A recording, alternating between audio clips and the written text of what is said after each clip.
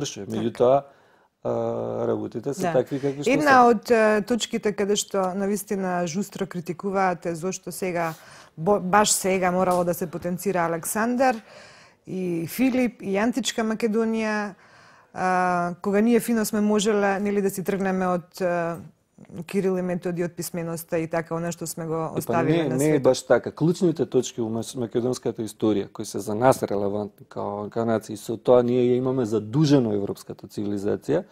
Значи се царството на Филип и Александар, доаѓањето на апостол Павле, па Кирил и Методи, па Свети Наум и Климент, чија што кирилица пишуваат пола милиарда луѓе. Па потоа доаѓаат нашите Самуил и Волкашин и неговите внуци кои се после, Петар Делјан, значи кои се први оние кои биле на браникот против Отоманското царство.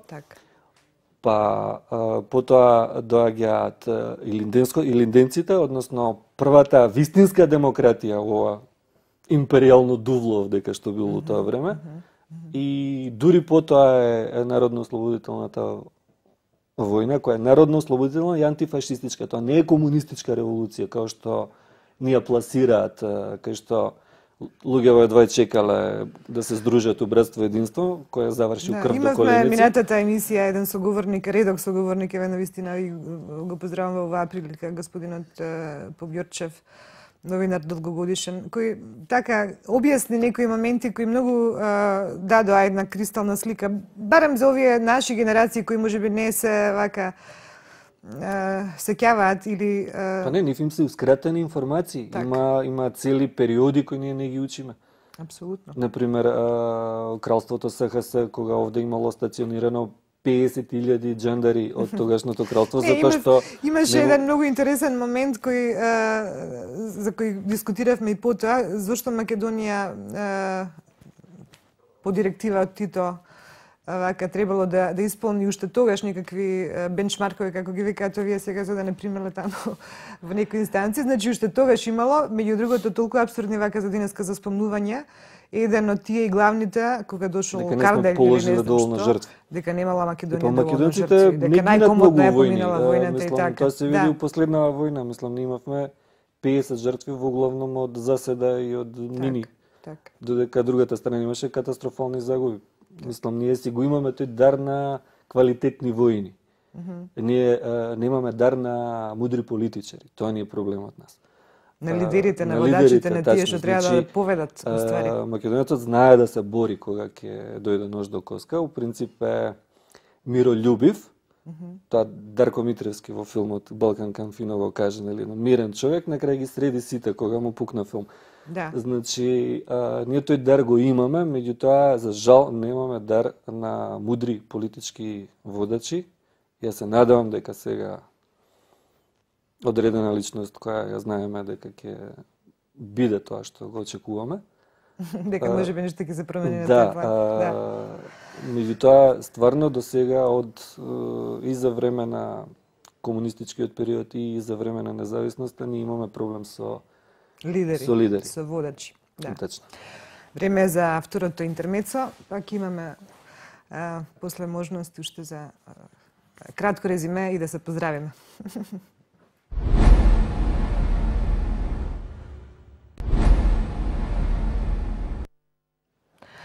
Значи, тука сме некаде уште многу малку време до крајот на денешниот Македониум. Навистина немаме време да кажам се она што би сакале, меѓутоа можеби ќе може да повториме во нека наредна прилика или можеби модифицирано ова на друг начин. Некако бидејќи кажав и ќе повторам, Маријан е еден од моите драгоцени соработници и пријатели со кои што сакам да разменам мислења и приватно, а еве и вака јавно. Уроку служба, што ви кажа. Во моментов многу навистина можеби изгледа дека е дојдено време да седнеме на една маса, меѓутоа па има тука две дилеми. Прво, факт е дека ние македоноидите, од оваа страна, барем јас се сметам себе си за таква, го правиме тоа и сме почнале да ги анализираме овие теми и можеби да доаѓаме до наши собствени вистини секој на свој начин, нели? Ентузијастички можеби на почетокот, меѓутоа како повеќе навлегувате во литературата, сакале или не станувате стручњак за некои нешта, ако во државата нема кој друг, нели? Да, вистините конвергираат, се преклопуваат. Например, ние интуитивно дојдовме до значењето на еден збор у речникот, а Тентов и Бошевски до истата решение дојдова по дедуктивен пат, по математички некои формули. Тоа сме го зборувале многу пати, како паралелно одредени луѓе од нашето обкружување доаѓаат до исти сознанија, заклучоци на исто ниво и така. Веројатно тоа како еден квалитет на мисла и на енергија македонистичка си излегува и си наоѓа свој начин каде да излезе. Ние мора да сватиме дека ако сакаме нашата креативна енергија и потенцијал да дојде до израз и да станеме она што стварно сме, македониците мора да сватат дека се библиски народ и дека се библиска земја. Тоа значи дека на светскава сцена македонците имаат своја улога. Малку народи се спомнати у Библијата, тоа се евреите, македонците и таму уште некои кои. Штом ги спомна евреите, те молам, ќе заборавав многу важен еден сегмент да се спомне овде. Да, исто така еден многу вака силен критичар во некои списанија кои јас за жал не ги читам од принципи од некои други вака нешта. Меѓутоа ми раскажа и всушност го прочитав одговорот на Донски на тоа пишување. И од тука сватив што човекот тој претходниот сакал да каже и да напише.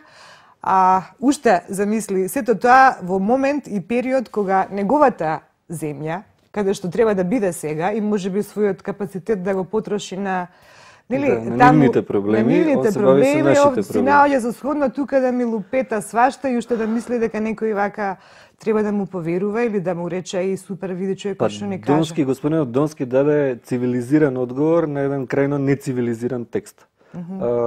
Да. Сем Вакин се обиде да биде не финансиски експерт, него генетичар аматер или, ајде да кажам, програмер аматер. Значи, он проба да ни имплантира одредени програмчиња, дека... Човекот изгледа стручњак за се удржава вака наша. Освен за она за што се декларира финансиски експерт. Ние од него не чувме предвидување дека ќе се случи глобална криза, а наши заеднички пријатели ни кажава, кои ти ги знаеш, нели? Луѓе, ќе има криза. Ова не може вака да издржи.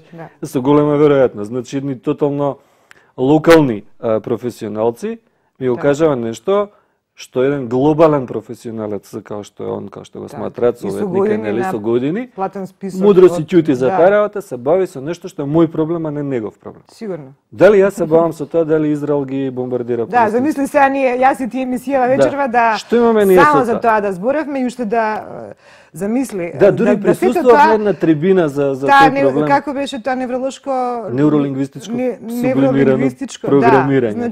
Тоа уствари. Тоа што некој се обидува тука како заморчиње да не третира, ама дечкото мислам стварно малку. Значи, као ние сме деца и он ти вика фуј тоа заборавениот лудак од историјата.